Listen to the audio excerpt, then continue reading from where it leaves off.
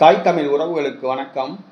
பாஜகவை கை கழுவினார், பாரதிய ஜனதா கட்சியை கை கழுவினார் என்ற தலைப்பில் இந்த காணொளியை நாம் காண்கிறோம். 2026 தமிழக சட்டசபை தேர்தலில் அதிரடி வெற்றியை பெற அதிரடியாக களமிறங்கியுள்ளது பாஜக. தமிழகத்தில் உள்ள பல்வேறு கட்சிகளையும் அரவணைத்து பேச்சுவார்த்தை நடத்தி வருகிறது. அதில் ஒரு முக்கியமான ஒரு நபர் சசிகலா. ஜெயலலிதா பிறந்தநாள் அன்று பசும்பொன்னில் புதிய கட்சி ஆரம்பிப்பதாக அறிவித்தார். தன்னுடைய கட்சியின் கொடியை அறிமுகப்படுத்தினார். சசிகலாவுடன் பாஜக பேச்சுவார்த்தை நடத்தியுள்ளது. அதிமுக பாஜக கூட்டணிக்கு வருமாறு அழைத்துள்ளது. தங்களை மீண்டும் அதிமுகவில் சேர்க்க முயற்சிப்பதாகவும் பி ஃபார்மில் கையெழுத்திட ஒப்புதல் வாங்கி தருவதாகவும் கூறியுள்ளது.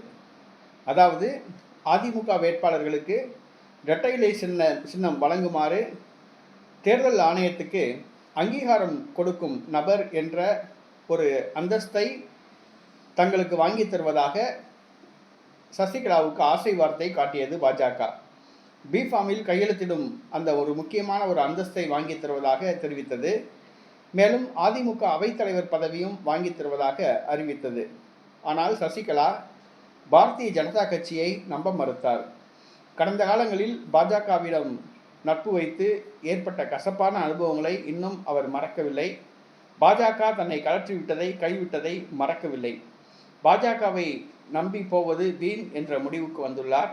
ஆகவே அவர் தன்னுடைய கட்சியை அதிமுக பாஜக கூட்டணியில் இணைக்க விருப்பமில்லை.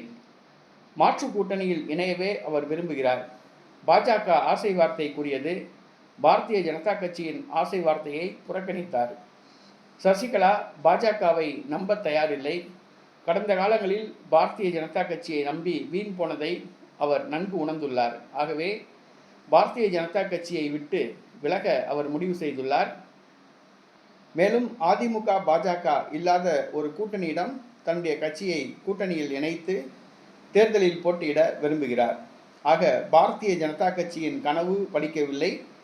சசிகலாவை அதிமுக பாஜக கூட்டணிக்கு கொண்டு வர பாஜக எடுத்த முயற்சிகள் கைகூடவில்லை.